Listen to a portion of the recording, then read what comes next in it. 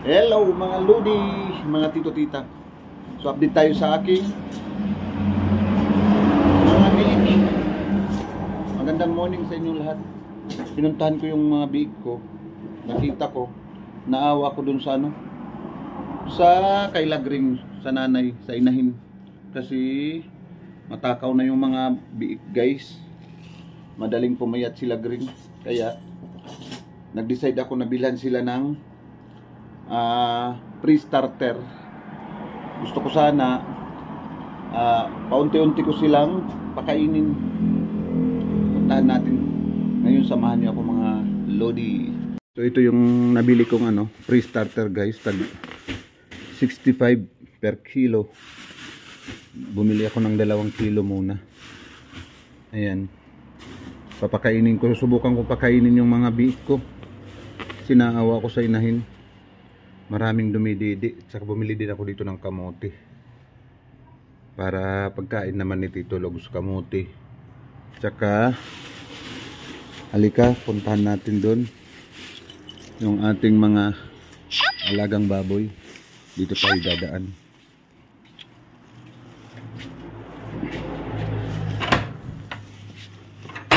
Diyan.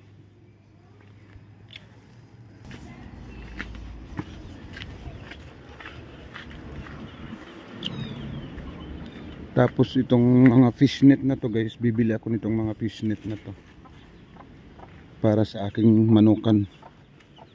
Sa mga hindi nakakaalam, magsisit pala ako ng manok. Mag-alaga ako ng baboy pero panggamit lang. Kasi matagal pakinabangan yung baboy guys. Saka mahal pa din ang pagkain. Subukan natin yung mga organic chicken. Maganda sana dito guys, itong lupain nito. Kaso lang meron tong may-ari.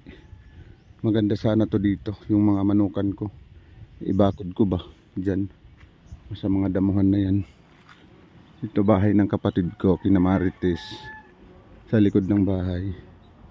Ayan, tingnan natin kung anong ginagawa nila dito guys. Anong ginagawa nyo dyan?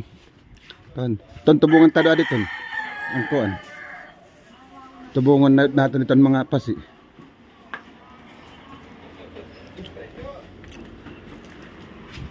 Sige, naragaan naman.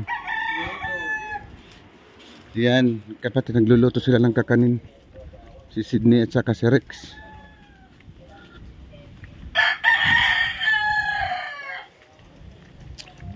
Lagi silang may nilotong kakanin. Ayun o, nagbabaga doon.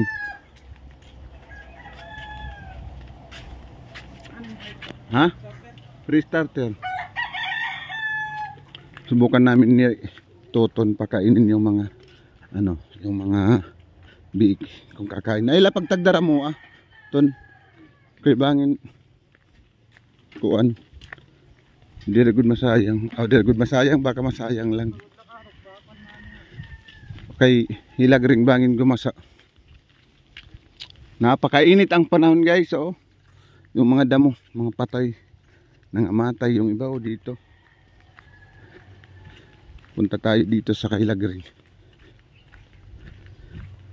Soon na yung ating manok. Mag-aalaga naman tayo ng mga manok. Kasi nakita ko sa YouTube, mayroon doon nag-aalaga ng mga native chicken. Kaya yun, doon tayo magagawa tayo ng ganyan.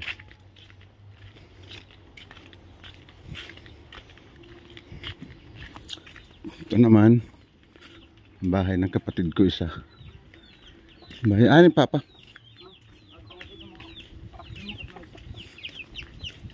Dito ko sana din na aton tunig bubutang it manok. Din ton. Atab yun ta din ni.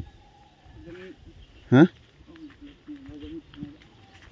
Kay der namat iyo. Ako naman dida. Nino. Kalo kay amet tak pinalit dida. Tubtub nga da.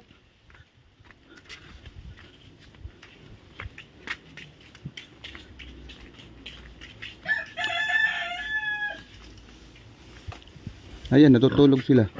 Oy, gising. Takbuhan agad. Dito, harap daw. Ito yung katukuan. Kasarola, kami kasarola. ng gulay oh. Ha?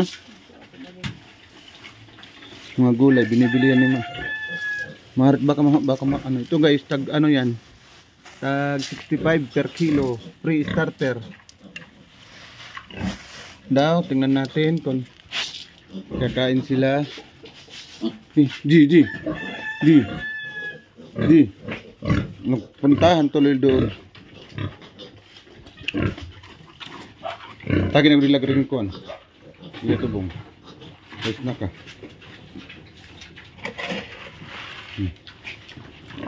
Mahal ang pakain dito. O nakaon naman itong mga biik ko. Nakaon tranutad. Nakaon mo utad. Ibutang dot era ko.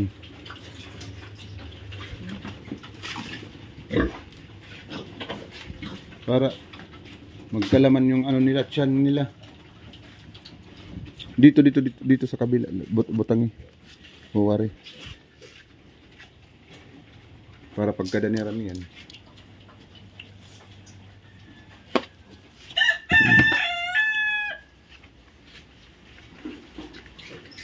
Bangin to kuan daw sige titaping bangin diri maarami to nga kuan midadasorod lan tag 65 naman ang kilo ini. Kumakain naman sila oh.